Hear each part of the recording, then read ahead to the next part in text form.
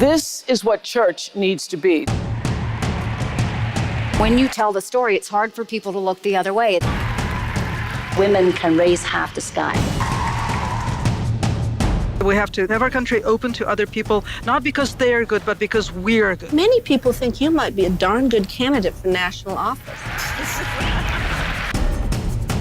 This idea that behind a great man is a great woman. What about being in front of that person or next to them or standing on your own? There shouldn't be an age limit for being aware. If you don't like it, you don't have to eat at my table. If you don't have the women, you don't have a business. Oh, Nancy Pelosi, she thinks she knows more about having babies than the Pope. Yeah? Yeah.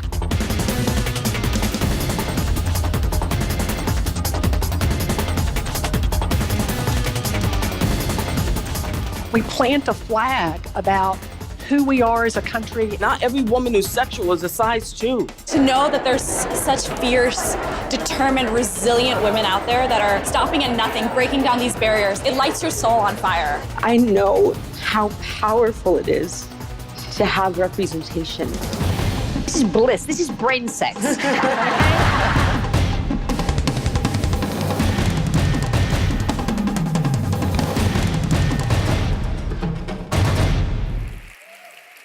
Well, good morning, everybody. I'm Tina Brown. Welcome to day 2 of the 2019 10th anniversary Women in the World Summit.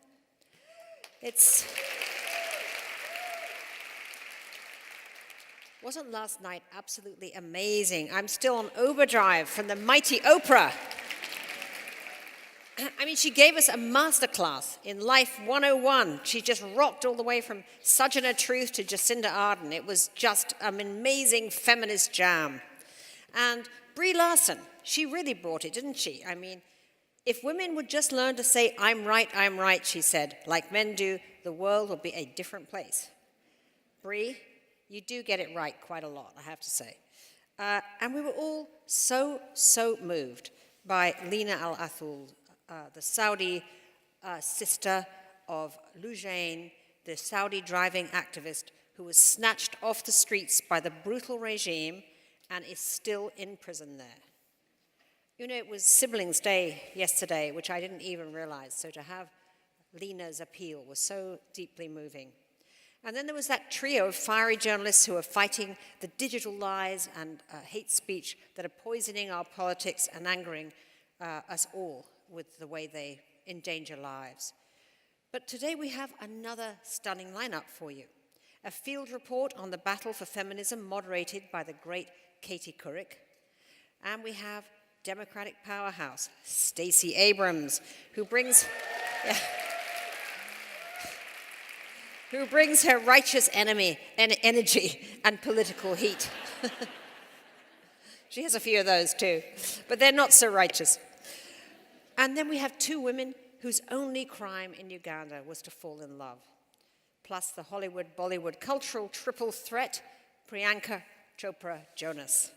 So I hope that everyone has downloaded the Women in the World app. We'd love it if you could take a brief moment to take our financial health survey. Ladies, power is unattainable without the cash to pay for it. So pay attention and fill out the 3 questions this morning on the app and hear the answers this afternoon. I also want to thank the very generous sponsors who put their money behind the mission of making Women in the World happen and be our partners. Our leadership sponsors, AARP, AT&T, Boston Consulting Group, MasterCard, Microsoft, P&G, and UBS. Our supporting sponsors, AMC Networks, PepsiCo, and Thomson Reuters, and our partner, Her Campus. A special thanks to the Walton Family Foundation. Their generosity in so many avenues is mind-blowing. And do check out the Women in the World Boutique, presented by MasterCard and Synchrony. It's in Lincoln Center's David Rubenstein atrium. You just make a right out of Lincoln Center and you'll see it just a few doors down Columbus.